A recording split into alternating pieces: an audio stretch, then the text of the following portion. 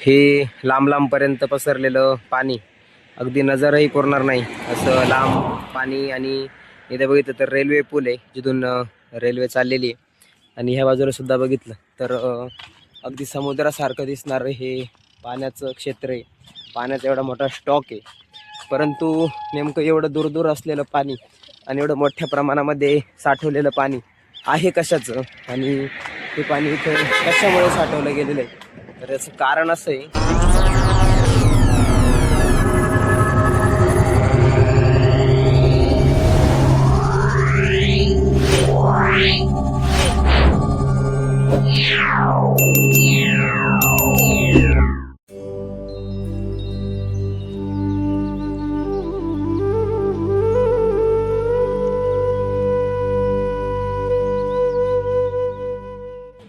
रामकृष्णारी मंडळी, नर्मदे हर. आपण करीत आहोत मा नर्मदा मैयाची पायी परिक्रमा. आणि आजचा आपला परिक्रमेचा आहे उपांत्य पूर्व दिवस, अर्थात उद्या उपांत्य आणि परवा अंतिम अर्थात शेवटचा दिवस असणार आहे. आणि उद्या आणि परवा आपली परिक्रमा पूर्ण होते असा जवळजवळ अंदाज आहे. तर मागच्या काही दिवसामध्ये आपण जवळजवळ 600 ते 550 ते 600 किलोमीटरचा अंतर काटून आलेलो आहे महाराजपूरच्या पुढे. म्हणजे महाराजपूरपासून निघल्यावर मी तुम्हाला सांगितलं होतं की जवळजवळ 750 किलोमीटर वगैरे असेल. पण त्यानंतर आपण जेव्हा पुढे घनसोरला वगैरे मुक्काम केला तिथून ते अंतर जवळजवळ 510 किलोमीटर असं होतं, जे आपल्याला परफेक्ट ॲनालिसिस झालं होतं मार्गाचा अंदाज घेऊन. आणि त्यानंतर काही दिवस प्रवास करून मग आपण आता जवळजवळ ओंकारेश्वरच्या 110 किलोमीटर आता मागे. आणि मधल्या काही काळात आपण ब्लॉगिंग केली नाही. त्याचं अतिशय सरळ कारण असं आहे की तुम्हाला पण माहिती आहे आपण बऱ्यापैकी हायवेने पुढचा प्रवास केला होता. याचं कारण असं आहे की तटाकडून आपला प्रवास होणं जास्त कठीण होतं, कारण तटाकडून मार्ग उरकत नाही. दुसरी गोष्ट, वाटा पण ह्या काळात बऱ्यापैकी प्रॉब्लेम देणारे असतात. म्हणजे गहू वगैरे असल्यामुळे त्याची पेरणी वगैरे झाल्यामुळे वाटा मोडलेल्या असतात, किंवा पाणी वगैरे भरल्यामुळे चिखल जास्त प्रमाणात असतो. आणि ह्याचं आपल्याकडे म्हणजे आपले जे कोपरगाव जवळचे काही परिक्रमावासी जे गावाकडचे आपले ओळखीचे आहेत ते सुद्धा इकडं नर्मदापुरम वगैरे तिकडून गेले होते, की त्यांनी सांगितलं उगाच आम्हाला वाटतं की आम्ही इकडं आलो हायवे सोडून पुन्हा. तर तो एक प्रॉब्लेम होता. म्हणजे परिक्रमाच्या तटाच्या मार्गाकडून पण आपण जाऊ शकत होतो किंवा आपण गेलो असतो, पण वाट उरकणार नाही. आणि आपला जो एक समय जो आपल्याला ठराविक निर्धारित वेळेत आपल्याला पोहोचायचे ते परत जर पोहोचणं झालं नाही तर पुढे सुद्धा अडचणी उपलब्ध किंवा अडचणी उद्भवतील. म्हणून आपण हायवेचा मार्ग निवडला.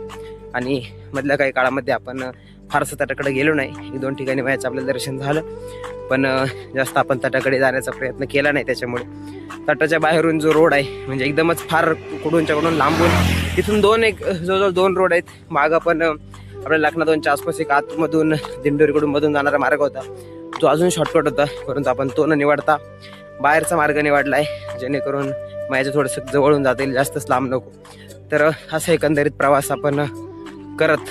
आणि हा प्रवास हायवेचा असल्यामुळे जास्त उगाच, कारण आपलं हे हेतू नाही की आपले सबस्क्रायबर वाढावे, व्ह्यूज वाढावे किंवा आपला वॉच टाईम वाढावा. तर प्रामाणिकपणे इकडची संस्कृती, इकडचे तीर्थ, मायाचं दर्शन आपल्याला घडवणं आपला शुद्ध हेतू असतो. आणि मुळात आपल्या जिवलग माणसांना परिक्रमेचा एक अनुभव घेता यावा आपल्याद्वारे, हा आपला सुरुवातीचा शुद्ध हेतू होता. आणि त्यामुळेच आपण मधलं शूटिंग वगैरे केलं नाही, की कारण उगाचच आपला पण टाईमपास जास्त त्याच्यामध्ये नको. म्हणून मधले काही दिवस आपण प्रवास केला आहे जवळजवळ 500 ते 550 किलोमीटरचा, 550-600च्या आसपास धरून चला. आणि असा प्रवास वगैरे करून नाही, 500-550 पण नाही, मला वाटतं जरी 100-120 किलोमीटर आली तर 400-450 किलोमीटर आपण धरू शकतो, किंवा 500 किलोमीटर समजा. जर 600 किलोमीटर ऑल ओव्हर असलं तर 600 किलोमीटरच्या आसपास जर असेल तर 500 किलोमीटरचा आपण प्रवास केलेला. आणि ऑल ओव्हर इकडे तिकडे 30-40 किलोमीटर होऊ शकतं. बट ठीक आहे, जे असेल ते. आणि असा प्रवास करून आपण आता ओंकारेश्वरच्या अगदी जवळजवळ पोहोचलेलो आहे. म्हणजे 120 किलोमीटर फक्त आपल्याला ओंकारेश्वर आहे. आणि आता आपण चाल अगदी काल परवापासून कमी केलेली आहे आणि उतरत्या क्रमाने आता चाल ठेवलेली आहे आपण. म्हणजे जसं जसं आपण आता पुढे जाऊ तशी तशी चाल आपण कमी करत शेवट विराम देण्याचा आपला मानस आहे. तर बघू आता आपल्याला पुढे डॅम लागतोय. डॅमचं पाणी आपल्याला क्रॉस करून जायचं आहे आणि मग तिथून पुढे जवळच ओंकारेश्वर राहत आहे. अजून आपला आजची जराशी चाल, उद्याची जराशी चाल आणि परवा थोडीशी चाल आपली असणार आहे. कारण परवा आपण दुपारपर्यंत ओंकारेश्वरला पोहोचण्याचा आपला प्रयत्न असणार आहे. वास्तविक आपल्या सरीने जर आपण गेलो तर उद्याच पोहोचू शकतो, परंतु आपण तसं करणार नाही आहे. आणि त्यामुळे आता आपण आजच्या प्रवासाला सुरुवात केलेली आहे उपांत्यपूर्व दिवसाला परिक्रमेच्या. आणि जर आपण पुढं बघितलं तर आता जवळजवळ 8:30 पावणे 9 वाजलेले आहेत. आपला दुसरा मोबाईल आता बॅग येते, असू द्या. तर 8:30 पावणे 9 जवळजवळ आधी तुम्हाला दाखवलं असतं लाईव्ह. आणि 8:30 पावणे 9 वाजून सुद्धा धुकं इथे आहे. आता समोर गाडी गेली, तुम्हाला लाईट फार जर दिसत असेल एकदम छोटीशी लाल चमकणारी, पण गाडी सुद्धा आता दिसत नाही. या बाजूला जर बघितलं तर शेतामध्ये पूर्ण धुकं आपल्याला दिसेल, एवढं जास्त धुकं. इकडे अजून 8:30 जवळजवळ वाजलेले आहेत, 8:30च्या आसपास आहे. आणि पूर्ण धुक्यानं हा एरिया भरलेला आहे. काल पण असं, म्हणजे काल जवळजवळ आपल्याला 4-4:30च्या आसपास सूर्याचा उजेड आपल्याला म्हणजे पडला होता पृथ्वीवर, किंवा आपल्या अंगावर सूर्याचा उजेड पडला होता. एवढं आभाळ दिवसभर होतं. आणि आजही तीच परिस्थिती आहे. उलट कालपेक्षा आजचं धुकं जास्त आहे. काल एवढा वेळ धुकं टिकलं नव्हतं. म्हणजे दिवसभर धुकं होतं काल, पण अतिशय लांब बारीक तरळणारं धुकं होतं. पण त्या प्रमाणात किंवा त्या सापेक्ष आज खूप जास्त प्रमाणात धुकं आहे. तर बघू हे धुकं अजून कितपर्यंत असते. कारण धुक्यानं पण थोडंसं गारवा वगैरे असल्यामुळं थोडंसं तो सर्दीला कारण ठरू शकतं. कालपासून जरा आपल्याला थोडंसं लक्षणं वाटायला लागलेली आहेत. पण असं थोडासा आता प्रवास राहिलेला आहे आणि चालण्यामध्ये फारसा तो प्रॉब्लेम उद्भवत नाही, कारण शरीराची पण उष्णता भरपूर असतेच. तर एकंदरीत अशा प्रकारे आता आपण निघलेलो आहे. आपण सकाळी मुक्काम करून सकाळी आपण ज्या ठिकाणी मुक्काम केला पोखर्णी या गावात, या पोखर्णी गावातून आता पुढे आपण निघलेलो आहे.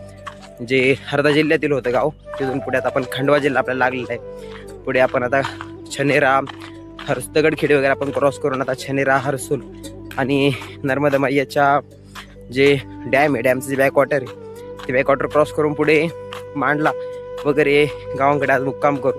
तर चाल पण आपली कमीच आहे आणि उद्या परवा पण चाल आपली कमीच असणार आहे. त्यामुळे लवकरच पोचू आपण. जर मार्गाने टाइमपास करत चाललो तर संध्याकाळ होईल. बघू आता शेवटचे दिवस आहे आणि परिक्रमेचा एक उत्साह असतो की परिक्रमा आपली आता पूर्ण होते, यशस्वीरित्या पूर्ण होते, अगदी निर्विघ्नपणे. कुठलाही त्रास वगैरे आपला अजून झालेला नाही आणि 2 दिवसात तो पुढे होणार नाही, एवढीच मैयाला आपण प्रार्थना पण करूया.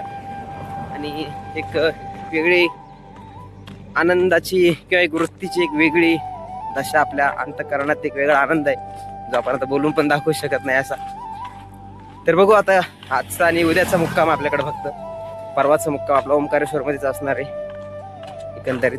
तर चला प्रवासाला आता पुढे सुरुवात करू आणि बघू आता हे धुकं किती लवकर जातंय, किती लवकर आभाळ मोकळं होतंय आणि आपल्याला सूर्यदेवतेचं दर्शन होतंय की नाही होतंय लवकर, का कालसारखं 4 वाजता होतंय, किंवा कालपेक्षा धुका जास्त असल्यामुळं, आभाळ जास्त असल्यामुळं आता होतच नाही दिवसभर, का बघता येईल. कारण आपल्याला बऱ्याचदा अशी सवय आळंदीला किंवा देऊला सुद्धा आपल्याला अगदी काही वेळेस दिवसभर कधी सूर्यदेवतेचं दर्शन होत नाही, अशी कंडिशन पण होते.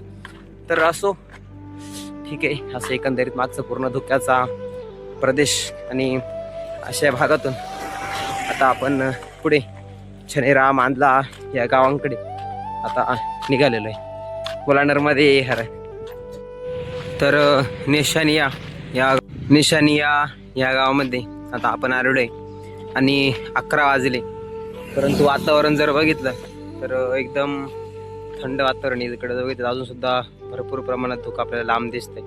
थोडंसं काही अंशाने धुकं आता कमी झालंय, कारण सूर्य दिसत जरी नसला तरी ती उष्णता वातावरणात तयार होत असते. आणि आता धुकं सकाळपेक्षा धुकं कमी झालंय. आणि निशाणी या गावात आपण आता या ठिकाणी सोमेश्वर महादेव मंदिर एवम आश्रम इथं आलेलो आहे. तर आता 11मुळं एवढ्या लवकर तर जेवणाची व्यवस्था वगैरे नसते. 11:30च्या आसपास 11:30-12 नंतर जेवणाची व्यवस्था चालू होते आणि आपला तर रन पण कमी आहे. तर बघू तरी तर जर व्यवस्था वगैरे आपली जेवणाची होत असली लवकर, जास्त अंतर किंवा ते जास्त उशीर होण्याच्या आत, तर या ठिकाणी आपण थांबण्याचा प्रयत्न करू. या ठिकाणी उमेश्वर भगवंताचं मंदिर वगैरे, आपले अक्षय महाराज वगैरे मंडळी, आपला सुनील दादा वगैरे, सुनील भाई या ठिकाणी पोहोचलेले आहेत. सर्व मंडळी या ठिकाणी आलेले आहेत. तर बघू या ठिकाणी आश्रमात थोड्या वेळ विश्रांती करू. काय रे, काय झालं? अरे वा, काय नियोजन इथं? भेटलं का तुम्ही? काय नियोजन इथं? काय माहिती सुनीलला हा बरं, चला बघू भेटलं का तुम्ही या काळात? काय ते एजस्ट साधू वगैरे कोणी असतील इथं तर पुढं त्यांना बोलवून वगैरे घेऊ. जर असली काही व्यवस्था जेवणाची तर थांबू, पुन्हा आपल्या मार्गाला पुढे निघू. कारण पुढे पण आश्रम असतील असा अंदाज आहे. अजून नक्की माहीत नाही आपल्याला, कारण फारशी माहिती पण आपल्याकडे तेवढी नाही. तिथं दिलेलं आहे हनुमान मंदिर खेरखेडा 2 किलोमीटर, दुर्गा मंदिर वा बाजार चौक छनेर 8 किलोमीटर. तर ते पण आपण जाऊ शकतो. बघू आता कशी काही व्यवस्था येईल. जर व्यवस्था नसली तर मग आपण पुढे निघू.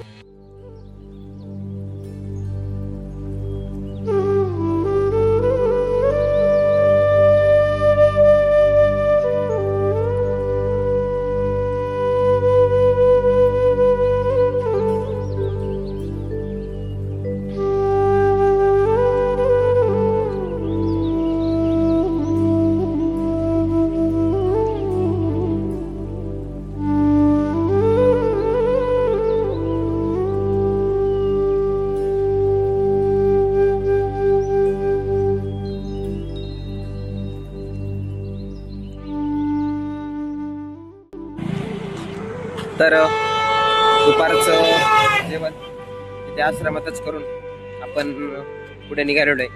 आणि पुढे जवळजवळ आपण छलेरा गाव क्रॉस केलेलं आहे, छलेरा, हरसूद वगैरे. आणि त्याच्या पुढे चारखेडी हे गाव वगैरे क्रॉस करून मांडला या गावाकडे जात असताना आपल्याला या ठिकाणी जर बघितलं तर पूर्ण पाण्याचा प्रदेश लागलेला आहे. आणि जर आपण बघितलं ह्या पुढच्या अँगलने तर अगदी लांब लांबपर्यंत पाणी पसरलेलं आहे. इकडे जर बघितलं तर पुढच्या बाजूला रेल्वेची पटरी आहे. रेल्वेसाठी ही रेल्वे लाईन केलेली आहे जी खंडवा वगैरे तिकडे जाणार आहे. आणि पूर्ण पाण्याचं आपल्याला अगदी समुद्रासारखं काही अंशात दृश्य इकडे दिसेल. लांब लांबपर्यंत नजर पुरणार नाही असं लांबपर्यंत पाणी. इकडे सुद्धा बघितलं तर अगदी नजर पुरणार नाही असं लांब लांबपर्यंत पाण्याचा स्टॉक केलेला आहे. आपण बघू शकतो या बाजूला येऊन. आणि एवढं जास्त प्रमाणात पाणी नेमकं आहे कसं, समुद्रासारखं. इथे जर बघितलं तर काही अंशात लाटा सुद्धा येताना आपल्याला दिसत आहेत. तर हे समुद्रासारखं दिसणारं पाण्याचा स्टॉक आणि एवढं लाटा वगैरे येणार आणि नजर पुरेल किंवा नजर सुद्धा पुरणार नाही. जिथपर्यंत आपली नजर जाईल तिथपर्यंत आपल्याला पूर्ण पाणीच पाणी दिसतंय. तर हे नेमका काय विषय, तर हे आहे पुनासा डॅमचं पाणी. म्हणजे नर्मदा मैयाचं जे डॅम बांधलेला आहे त्या डॅमवरून हा रोड केलेला आहे. मध्ये थोडासा पूल केलेला आहे इकडे परत पाणी स्टॉक करण्याकरता. आणि इथे पूल नाही, हे छोटं बेटा टाईप बनव आणि याच्यावर सरळ सरळ कमी तर काही पूल वगैरे नाही, मागे पूल आहे जरा. आणि असं हे पुनासा डॅमचं स्टॉक केलेलं पाणी जे बॅकवॉटर आहे मैयाच्या पात्रातील, हे बॅकवॉटरचं पाणी. आणि या बॅकवॉटरच्या पाण्यापासून आता आपण पुढे मांडला या गावाकडे चालले. मांडला का आता आपण मुक्काम वगैरे करून उद्या पुढे हरिवंशपुरा वगैरे असं मुक्काम करून एक 25 किलोमीटर ओंकारेश्वरच्या मागे आपण थांबण्याचा आपला प्लॅन आहे. आणि तिथून मग ओंकारेश्वरला आपण परवा पोहोचणार. तर असं हे बॅकवॉटरचं पाणी. आपण आता तिथे भरपूर झाडी वगैरे असल्यामुळं फारसं नीट दिसत नाही, खाली लाटा वगैरे कशा येत आहेत. पण तिथून आपल्याला बघा अगदी कितीही लांब आपण झूम केलं तरी आपल्याला पाणीच पाणी दिसतंय. अर्थात इकडे मैयाचं पात्र सुद्धा आहे आणि खूप जास्त प्रमाणात पाण्याचा संचय किंवा पाण्याचा स्टॉक आहे. आणि जर स्टॉक आला तर जवळजवळ याच्यामुळे इथून आपलं ओंकारेश्वर 75 किलोमीटर पडतं. म्हणजे मैयाच्या पात्रापासून खाली यावं लागतं. ती जवळजवळ 30-40-50 किलोमीटर मला वाटतं पडत असेल, जे हंडिया घाटाकडून इकडे खाली यावं लागतं. आणि तिथून पुढे परत ओंकारेश्वरला आपल्याला इथून 75 किलोमीटर जावं लागतं वरती. म्हणजे पूर्ण वरती चढून वरच्या बाजूला, म्हणजे अर्थात उत्तरेकडे जावं लागतं. आपल्याला पश्चिमेकडे जसं जाणं आपलं नॉर्मली असतं, पण आपल्याला खालून दक्षिणेकडून उत्तरेकडे आपल्याला जावं लागतं वरती. एवढं हे डॅमचं पाणी खालपर्यंत पसरलेलं आहे. एवढं अंतर वाढतं आपलं जवळ 70-75 किलोमीटर वर जाणं आणि हंडियापासून खाली येणं 40-50 किलोमीटर कदाचित असू शकतं. एवढं मोठ्या प्रमाणात हे डॅमनं परिक्रमावासियांचा मार्ग वाढवलेला आहे. जवळजवळ 125 ते 30 किलोमीटरचा इतका हा प्रत्येक डॅम. म्हणजे ह्या डॅमचा पलीकडच्या बाजूने सुद्धा किंवा अजून पुढचे जे बारके बर्गे डॅम असतील किंवा सरदार सरोवर असे प्रत्येक ठिकाणी ही गोष्ट आहे. तर असं हे डॅमचं पाणी लांबलं पसरलेलं. ह्या डॅमपासून ह्या मार्ग आपण मांडला या गावाकडे चाललेलो आहे आणि मांडला गावात आजचा मुक्काम वगैरे करून उद्या मग आपण ओंकारेश्वरच्या अजून जास्त जवळ जाण्याचा प्रयत्न करणार आहे. आणि परवा आपण ओंकारेश्वरला पोहोचणार आहे आणि बाकी विधी वगैरे परवा आपण दुपारपर्यंत पोहोचून मग पुढची सर्व प्रोसेस किंवा जे विधी वगैरे विधिवत संकल्प सोडणं वगैरे ज्या गोष्टी आहेत त्या गोष्टी मग आपण परवा करणार आहेत. आपण आहे ना मांडलाकडे चाललोय आणि मागं बघा एवढ्या म्हशी गेलेल्या आहेत आणि इकडं बघा अजून आहे ना म्हशी जातेच आहेत. म्हणजे आम्ही अगोदर त्या साईडनं चालत होतो, रॉंग साईडनं चालायला नको म्हणून. आणि एवढ्या अजून म्हशी पुढून येऊ राहिल्यात ना. बघा तुम्ही म्हशी बघा किती पुढं. एवढ्या म्हशींचे कळपच्या कळप पुढून येऊ राहिले. बरं यांचे शिंग पण असे असते ना. आता या ठीक आहे काही काहींचे शिंग सरळ सरळ माग आहेत. अरे काहींचे शिंग डायरेक्ट आमच्या अंगावरच येतात. उगेच मान जरी हलवले ना तरी आपलं काम तमाम करते. शेवटचे 2-3 दिवसासाठीचे डोळे बघा सगळे ते कोणते डोळे म्हणतात ते आयला नाव आठवण राव. आपल्याकडे एक तर मशीन आहेत आणि ते डोळे कवडी सारखे डोळे आहेत. आणि बघा ना तापेच चालले त्यांचे पुढं. बरं हा तापा संपलं तुम्हाला असं वाटेल ना म्हशी संपल्यात. इथं बघा आता एवढ्या किती म्हशी आहेत आणि एवढ्या झाल्यावर ना परत पुढं अजून एक कळप येऊ राहिले. म्हणजे एवढ्या मोठ्या प्रमाणात म्हशी पालन केलं. हे बघा कसं पाहते बघा. हिचे पण डोळे कवडीत बघा. डोळे वर करून पाहतोय, पार डोकं वर करून पाहतोय. फोटो त्याला काढायची लय हौशी आपल्या गावाकडच्या पोरींसारखी. ते बघा गेलं पुढं असल्या म्हशी आहेत. आम्ही ना जवळजवळ मी 15-20 मिनिटापासून चाललोय म्हशी ऍडजस्ट करीत. हिचे बघा डोळे, यांचे हे सगळ्यांचे डोळे मला वाटतं तसेच दिसतात. हे बघा कसलं दिसतं बघा. हात तर खतरनाक आहे की नाही. तर जवळ 15-20 मिनिटापासून आम्ही ना असंच चाललंय. त्या साईडनं म्हटलं जातील संपतील. अरे कसंच काय म्हशी संपन आहेत आणि आमचा रोड पण संपा नाही. आता बघू 3-4 किलोमीटरवर आमचा मुक्काम आलाय बांडला गावाला. आता हे सेलदा गाव आहे. तर परत हे गाव संपावा, ही मशीनची लाईन संपावा. आता मला वाटतं संपल्यासारखं वाटतंय. बघू रस्ता आपण क्रॉस करून घेऊ. पुढं जर आल्या परत तिकडे जाऊ. आता काय करणार आहे. पण अशा म्हशी बघत त्यांना क्रॉस करीत या हायवेनं आपण पुढं चाललोय. कारण हायवे आता मुंदी वगैरेकडे जाणारा किंवा ओंकारेश्वरच्या भागात जाणार आहे. बऱ्यापैकी म्हणजे परिक्रमावासियांचा हाच मार्ग आहे. आता इकडून तटाने येणार असतील ह्याच मार्गाने येतात, पायी येणारे असतील बाहेरूनच्या रस्त्याने ह्याच मार्गाने येतात, मोठ्या गाड्यांवाले 2 व्हीलरवाले सगळे ह्याच रोडने येतात. त्याच्यामुळे इकडून बऱ्यापैकी परिक्रमावासियांची गर्दी वगैरे असते. तर अशा मार्गाने म्हशी बघत पण मांडलाकडे चाललेलो आहे. आता बघू 3-4 किलोमीटर राहिला असेल अजून. भरपूर वेळ आहे. 5 वाजत आले, 6 वाजेपर्यंत आरामात जाऊ आपण. आणि मांडलातच थांबू आज. कारण आपलं काय होतंय, आपण जास्त चाललो तरी तेवढाच वेळेत जातोय, कमी चाललो तरी तेवढाच वेळेत जातोय. कारण हाय भरपूर वेळ आहे. कमी अंतर राहिले म्हणत लय टाईम जातो दिवसभरात. आणि लोक पण बोलत असतात चहा नाश्ता हे ते. तर एकंदरीत ते सेलदा गाव आणि सेलदा गावातून पुढं मांडला ह्या गावाकडे आपण चाललेलो आहे. मग आपल्याला मांडला जिल्हा लागला होता, हे मांडला गाव आहे. तिथून मुक्काम करून मग आपण पुढच्या उपांत्य दिवसाला उद्या सुरुवात करणार आहे. मांडला या गावामध्ये आपण आता पोहोचलेलो आहे. आणि पुढे काही गावाचा प्रदेश, मागे काही गावाचा प्रदेश. आणि हनुमंतरायांच्या मंदिरामध्ये आपला आजचा मुक्काम आहे. जिथे आपल्याला सदाव्रत आहे. म्हणजे सुनील भैया पुढे गेला होता. त्याचं प्लॅनिंग होतं की त्याला थोडं पुढे जायचं होतं, परंतु पुढे जवळजवळ 15-16 किलोमीटर आश्रम नाहीत. मुंदी गावामध्ये पुढे आपल्याला डायरेक्ट आश्रम भेटतो. त्याच्यामुळे तो काय पुढे गेला नाही. म्हणजे त्याला दुसरीकडून दुसऱ्या वाट्याने जायचं होतं. दुसरं कोणतं तरी एका मंदिरात दर्शनाला त्याला जायचं होतं. आणि कदाचित सिंगाजी बाबा मंदिर असं एक संत आहे त्या भागातले, आणि ती थोडीशी त्या वाट्याने त्याला जायचं त्याचा प्लॅन होता. तर मांडला गावात आपण पोहोचलेलो आहे. आणि या गावामध्ये हनुमंतरायांचं मंदिर आहे. म्हणजे आपला मुक्कामाचं आज आपलं ठिकाण. आणि जवळजवळ आता 5:45 वाजलेले. आपली बाकीचे दोन्ही माणसं पुढे गेले. सुनील भैया पुढे गेलाय, अक्षय पण पुढे गेलेला आहे. आणि त्यांनी सांगितलं की हनुमान मंदिरात ये, जे ऑलरेडी मी त्यांना अगोदर सांगितलं होतं की हनुमान मंदिरामध्ये मुक्काम करायचं आहे. तर ते गेलेले त्यांनी सदाव्रत त्यांनी सांगितलं. तर आता जाऊ, खिचडी वगैरे करू. मागं एक आजी बाबा भेटले होते आपल्याला, बघू ते. यांना पण मी सांगितलं होतं की मांडल्यामध्ये हनुमान मंदिरात या. आता ते येतील. ते आल्यानंतर जर असली, जर आजी वगैरे चपाती वगैरे करणार असल्या तर बनवू भाजी वगैरे आपण. किंवा मग म्हाताऱ्या माणसांना वगैरेच त्रास द्यायला बरोबर वाटत नाही, मग आपण खिचडी बनवू 2-3 जण मिळून आणि खिचडी खाण्याचा प्लॅन करू. तर बघू आता. गावात आपण आलो, हा पूर्ण गावाचा एरिया आहे. आणि मांडला गावामध्ये हनुमंतरायांचं मोठं मंदिर, जिथं परिक्रमावासियांची राहण्याची व्यवस्था केली जाते. इथं बघितलं तर हे जे टॉवर आपल्याला दिसते, जे जुने आपल्याकडं रेंजला वगैरे वापरायचे, टीव्हीच्या वगैरे त्या टाईपचे. आणि इथं हनुमंतरायांचं मंदिर आहे. तर आपण जाऊ आता हनुमंतरायांच्या मंदिरामध्ये आणि तिथे विश्रांती आणि आजचा मुक्काम करू.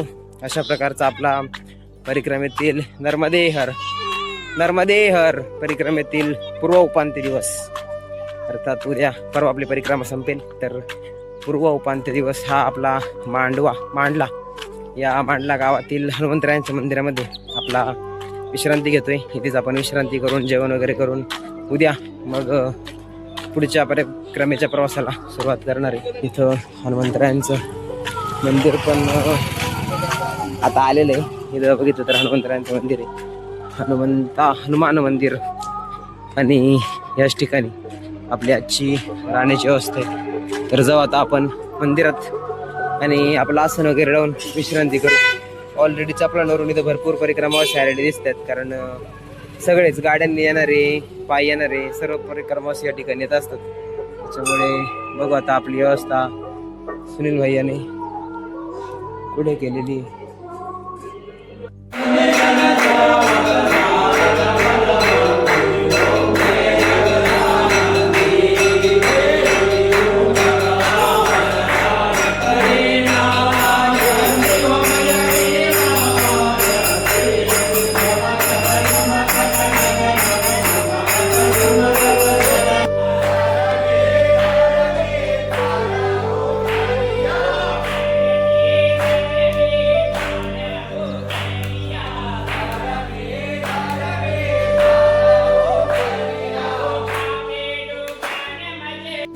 तर आता आपण शेंगदाणे भाजले नाही, अगोदरच फुकणीनं सगळे रेटला लाटून फोडून घेतलेले शेंगदाणे बघा. आणि आता ते शेंगदाणे भाजून बटाटे आपण मागं कापून घेतलेले आहेत. बटाटे कापलेले आहेत. आपले अक्षय महाराज आहे, या येवल्याचे मावशी आहेत आपल्यासोबत. भाजी बी तिकडं त्यांनी पीठ पोळ्या करून राहिले, ते पीठ लाटून. इकडं आपण आता हे शेंगदाणे अगोदर फोडलेत. आपल्याकडे फुकणी होती, तिला आकार पण नाही, बरेच कस तरी ॲडजस्ट करून ते फोडलेत. आणि बटाटे कापून घेतलेत मग असेच. आता इकडं भाजी आपली चालू आहे. आणि या बाजूला आता मावशी आपल्याला पोळ्या करणार आहेत. तर अशा प्रकारचा आपला आता सदाव्रत. आणि सदाव्रताची बटाटे भरपूर असल्यामुळं शेंगदाण्याची चटणी आपण करणार आहे सुकी, कारण शेंगदाणे आपण इथून आणलेले आणि सगळे शेंगदाणे टाकून दिलेले. तर अशी बटाट्याची चटणी आणि मस्त गरम चपात्या आता आपण करणार आहे.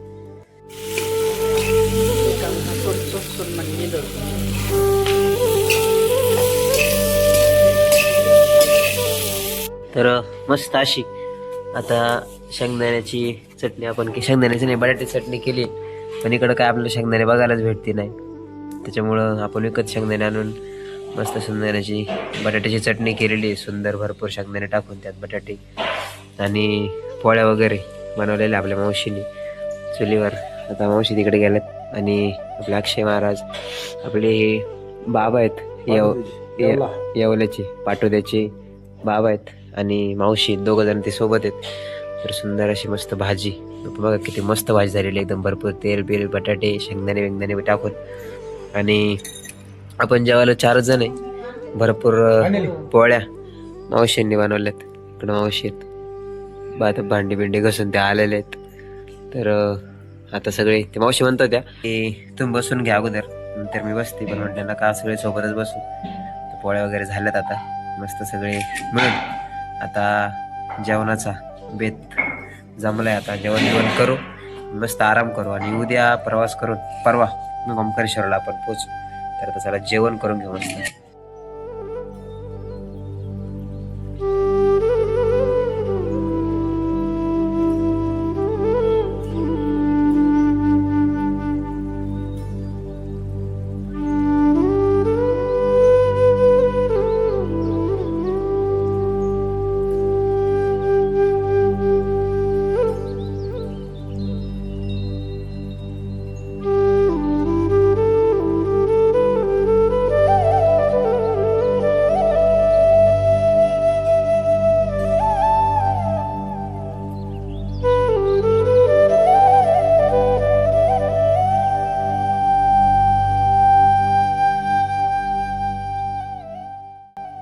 रामकृष्णरी मंडळी, नर्मदे हर. आपण करीत आहोत मा नर्मदा मैयाची पायी परिक्रमा आणि आजचा आपला परिक्रमेचा आहे उपांत्य दिवस. आपण आज सकाळीच मांडला या गावामधून प्रस्थान केलेलं आहे आणि आपण सगळे बघितलं असेल की शेतीतून वावरांच्या बारीक बारीक बांधांवरून वगैरे आपण परिक्रमेतील सकाळचा काही जवळजवळ 2-2.5 किलोमीटर चाललो आणि त्यानंतर आता आपल्याला पुन्हा हा रोड लागलेला आहे जो मुंदी ह्या गावाकडे जातोय आणि मुंदी नंतर देवला वगैरे अशी गावं करत आपल्याला पुढचा प्रवास आजचा करायचा आहे. हरिवंशपूर वगैरे अंजरुद आणि ओंकारेश्वर असे आपला पुढचा प्रवास असणार आहे. परंतु पूर्ण प्रवास आपला आज नसणार आहे कारण आपण तुम्हाला पण माहीत असेल की टप्प्याटप्प्यानं आपण म्हणजे एकदम चाल थांबवली तर ते कदाचित पायांना त्रासदायक ठरेल.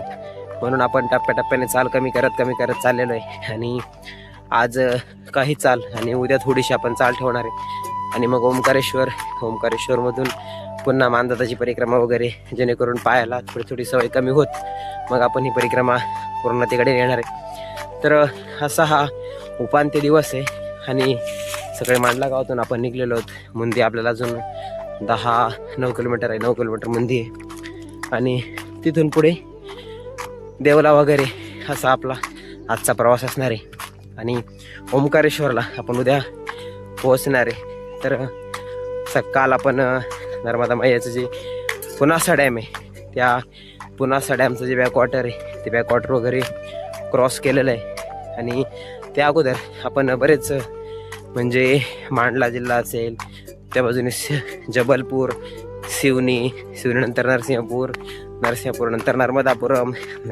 नंतर हरदा वगैरे हे जिल्हे क्रॉस करत आता खंडवा जिल्ह्यामध्ये सध्या आपण चालतोय. कालपासून आपल्याला खंडवा जिल्हा लागलेला आहे आणि खंडवा जिल्ह्यातच ओंकारेश्वर येतं म्हणजे आपला खंडवा जिल्ह्यात शेवट होणार आहे. तर अशा प्रकारचा हा आपला मागचा काही दिवसाचा प्रवास राहिलेला आहे आणि आज आपण ओंकारेश्वरच्या अगदी नजीक वाटचाल करतोय. म्हणजे इथून ओंकारेश्वर आपल्या जवळजवळ फक्त एक 60 ते 65 किलोमीटर राहिलेलं आहे. तर असा आपला आजचा आणि उद्याचा प्रवास ओंकारेश्वरपाशी जाऊन किंवा ओंकारेश्वरामध्ये जाऊन उद्या पूर्ण होते.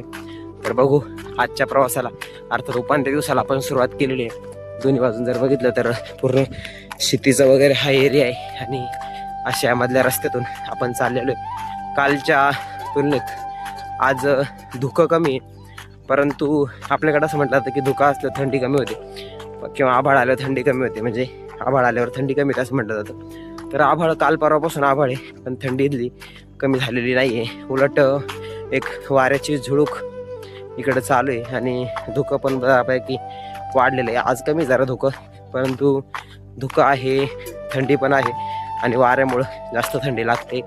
तरी आपण बऱ्यापैकी त्या थंडीचा आनंद घेतोय. कानटोपी वगैरे घातलेला नाही, खाली मफ घातलेला आहे पण तो पण कानावर किंवा तोंडावर आपण ठेवत नाही, खालीच ठेवतोय.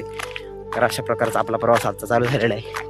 बघू संध्याकाळपर्यंत आपल्याला निर्धारित जागेपर्यंत किंवा निर्धारित आश्रमापर्यंत आपण पोहोचतोय का नाही, किती वाजता पोहोचतोय काय तुम्हाला पण कळवूच. नर्मदे हर.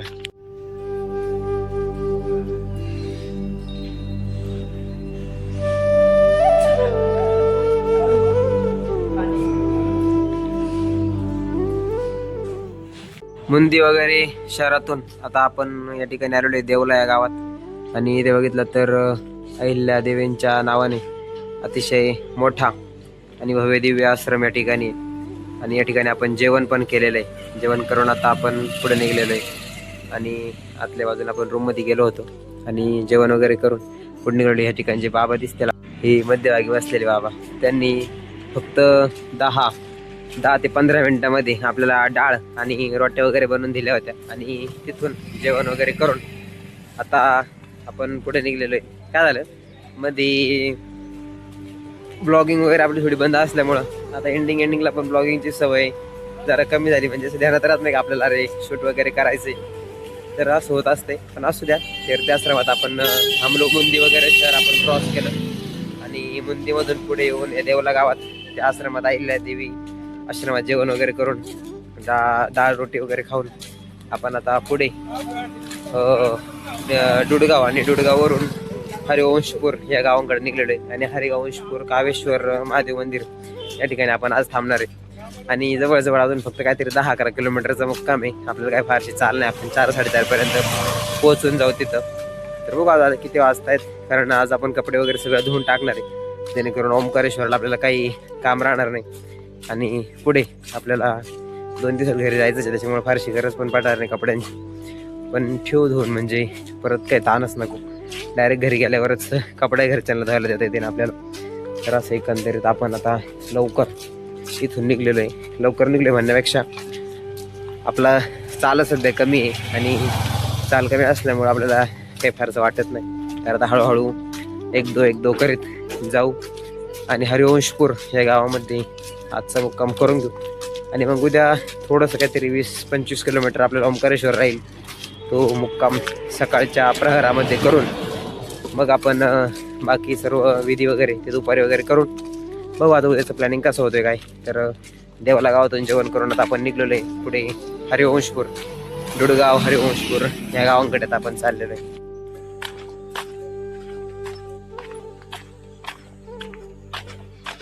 तर देवला आणि देवलावरून खुटला वगैरे गाव क्रॉस करून आता आपण पुढे चाललेलो आहे. आणि भरपूर ऊन पडलेलं आहे आता बघा, उन्हामुळे घाम वगैरे पण आलेला आहे.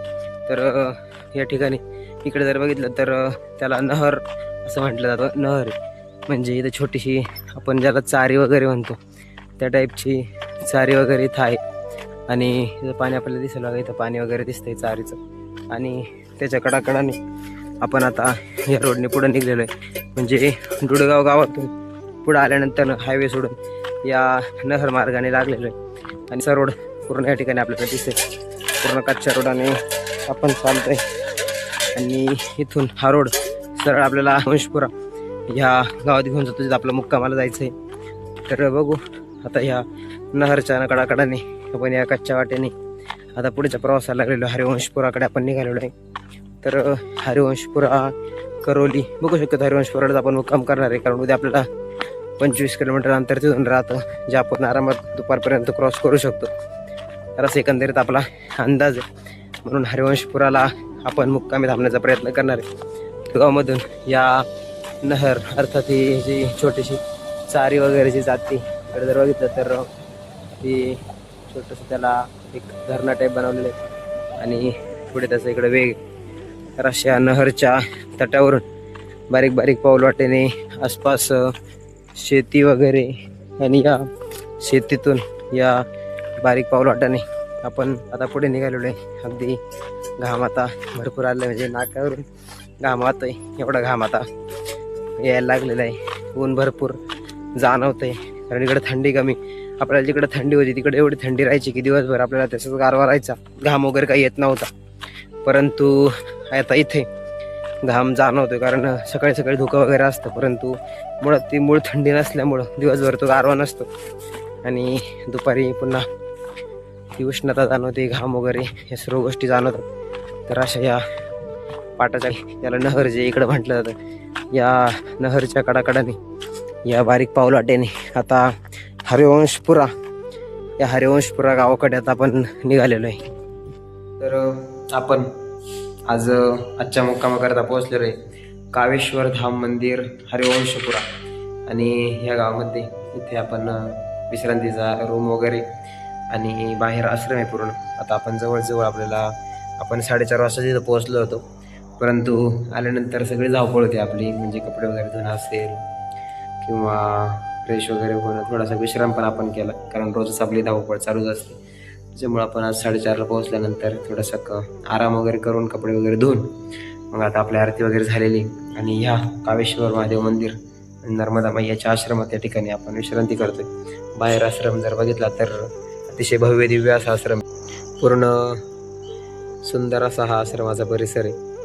आणि या बाजूला आपण बघितलं तर आणखी भरपूर रूम आहेत, पुढच्या बाजूला सुद्धा रूम आहेत आणि एक भव्य दिव्य असा कावेश्वर महादेवाचं मंदिर आहे. आपण थोडासा उशिरा व्हिडिओ काढतोय कारण त्यातली गडबड होती, पण आपण 4:30ला तिथं पोहोचलो. तर एकंदरीत असा आपला प्रवास नर्मदा मैयाच्या परिक्रमेतला इथपर्यंतचा होता. आणि हा उपांत्य दिवस होता, मी म्हटलं तसं. अजून आपल्याला उद्याचा दिवस लागणार आहे परिक्रमा पूर्ण करण्याकरता. इथून जवळजवळ 25-1 किलोमीटरपर्यंत आपलं ओंकारेश्वरात आपल्याला बाकी आहे आणि उद्या दुपारपर्यंत आपला पोहोचण्याचा मानस आहे ओंकारेश्वरला. तर बघू दुपारपर्यंत ओंकारेश्वरला आपण पोहोचू आणि उद्याची काय प्लॅनिंग असेल किंवा दिवसभराचं काय रुटीन असेल ते उद्या कळेलच. अजून बरेच विधी वगैरे आपल्याला परिक्रमा पूर्ण होताना करावे लागत असतात, तर ते सर्व विधी आपल्याला उद्या करायचे आहेत. तर त्या अगोदर असा आपला उपांत्य दिवस ओंकारेश्वरच्या आणि ओंकारेश्वरला पोहोचण्याच्या अगोदरचा परिक्रमेतील जवळजवळ अंतिम टप्पा म्हणायला काय अडचण नाही. तर हा आजचा उपांत्य दिवस आपला परिक्रमेचा कावेश्वर महादेव मंदिर, कावेश्वर धाम या ठिकाणी हरिवंशपुरा या गावामध्ये विश्रांती घेतोय. इथेच आपण जेवण वगैरे करून इथेच विश्रांती वगैरे करणार आहे. आणि उद्या वेळेत म्हणजे 6-6:30 वाजतात तिथं सूर्य 6:30 वाजता उगवतो. आपल्या महाराष्ट्रामध्ये मला वाटतं कदाचित थोडासा उशिरा उगवतो आणि सूर्यास्त इथे लवकर होतो, तर आपला सूर्यास्त उशिरा होतो. असं इथलं नॉर्मली थोडासा फरक पडतो, एक अर्धा पाऊण तासाचा. तर आपल्याकडे थोडा 7 वाजेच्या आसपास, मला वाटतं तरी 6:45 किंवा 7च्या आसपास सूर्य उगवत असेल, तर इथं 6, 6:15च्या पुढं दिसायला सुरुवात होते. तर अशा वेळेत सूर्याची एकदा किरण पृथ्वीवर पडायला सुरुवात झाली की सूर्यदेवतेला नमस्कार करून आपण परिक्रमेच्या शेवटच्या दिवसाला उद्या प्रारंभ करणार आहोत आणि ओंकारेश्वरमध्ये उद्या आपण जाणार आहोत. तर बघू ओंकारेश्वरला आपण किती वाजेपर्यंत पोहोचतोय. त्यानंतरचे विधी आहेत, ते विधी आपले किती विधी उद्या होत आहेत किंवा आपल्याला काही परवा करावे लागत आहेत, तर ते सगळं कळेल आपल्याला. पण तो पावे तो आजचा परिक्रमेचा उपांत्य दिवस आपला या ठिकाणी हरिवंशपुरा या गावामध्ये विश्रांती घेतोय नर्मदे हर.